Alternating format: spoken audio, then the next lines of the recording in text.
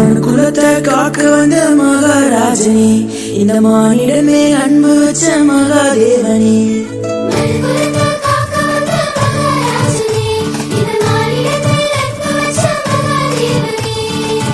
எங்கள் பாவங்களை போக்க வந்தவரே, எங்களை ரட்சித்து மீட்க வந்தீரே. இந்த அன்பை எண்ணியே நன்றி சொல்லுவோம், இந்த அளவில்லா கிருபை பார்த்து பாடுவோம். இந்த அன்பை எண்ணியே நன்றி சொல்லுவோம், இந்த அளவில்லா கிருபை பார்த்து பாடுவோம். இயேசுவில் அன்பிற்கினியவர்களே, இன்றைய நாள் உங்களுக்கு இனிய நாளாக அமையவும் இறைவனின் ஆசீரும் அருளும் உங்களோடு தங்க உங்களை நான் வாழ்த்துகிறேன். Praise the Lord. இயேசுவுக்கே புகழ், இயேசுவுக்கே நன்றி. அன்பார்ந்தவர்களே, இன்றைய நற்செய்தி வாயிலாக கடவுளின் முழுமையான அன்பு வெளிப்படுகிறது. அன்பார்ந்தவர்களே, இன்றைய நற்செய்தியை வாசிக்கின்ற பொழுது திரண்டிருந்த மக்கள் அவர் கண்ட பொழுது அவர்கள் மேல் அவர் பரிவு கொள்ளுகிறார்.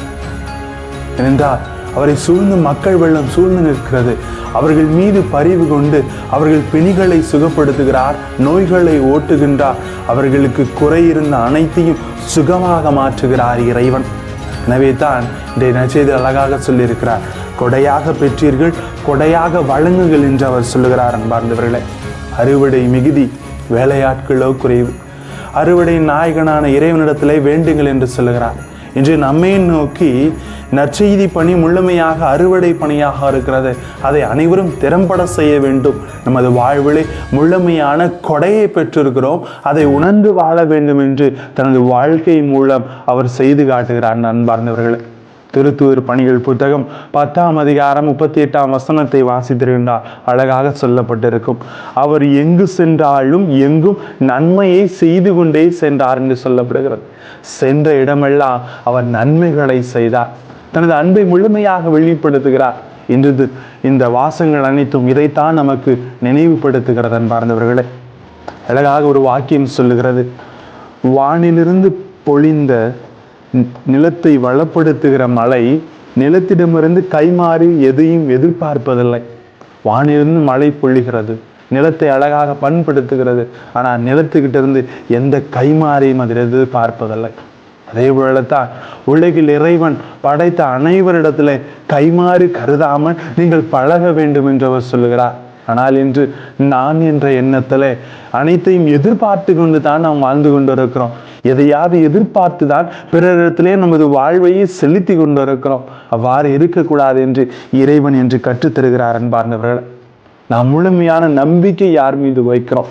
1 சாமுவேல் புத்தகம் 17ஆம் அதிகாரம் 4லிருந்து 7 வரை வாசித்திருக்கின்றார். அழகாக சொல்லப்பட்டிருக்கிறது. தாவீது என்ற இளைஞன், அவன் முழுமையாக தனது மந்தையை முழுமையான நம்பிக்கையோடு ஓநாய்கள் இடத்திலிருந்து பாதுகாத்து கொண்டிருக்கிறான்.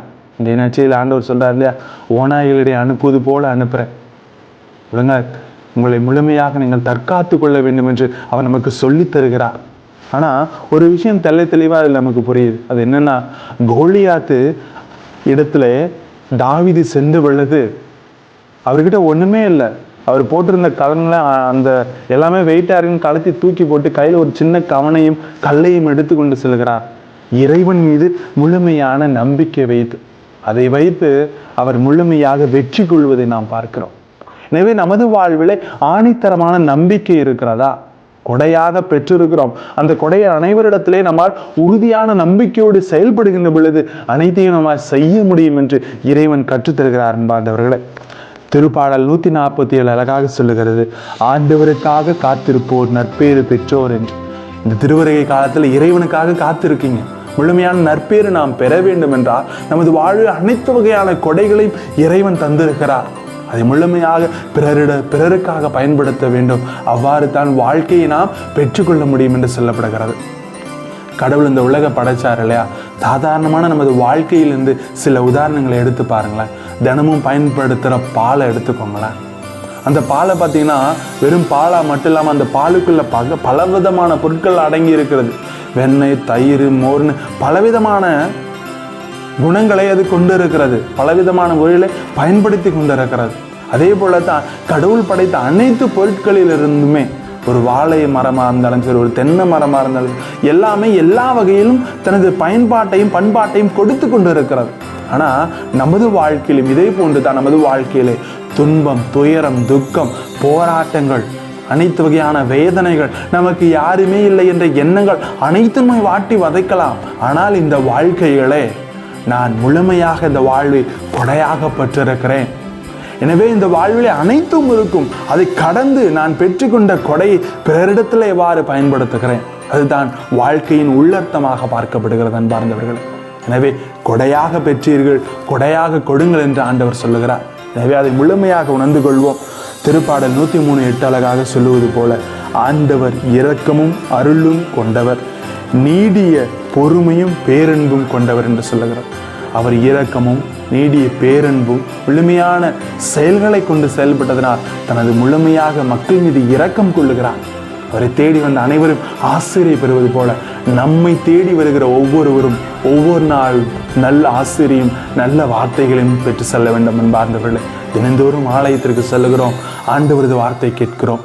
எனவே நமது வாழ்வில் முழுமையாக பிறரிடத்திலே இரக்கத்தை கொடுப்போம். கொடையாக வாழ்வை பெற்றிருக்கிறோம், அனைவரிடமே பகிர்ந்து வாழ்வோம். இந்த திருவருகை காலத்தில் பாலுநேசு நமது உள்ளத்திலும் நமது எண்ணத்திலும் பிறந்து நம்மை சுற்றார் அனைவரையும் அன்போடு மகிழ்வோடு இந்த கிறிஸ்து பிறப்பை கொண்டாடுவோம். இறையருள் நம்மோடு.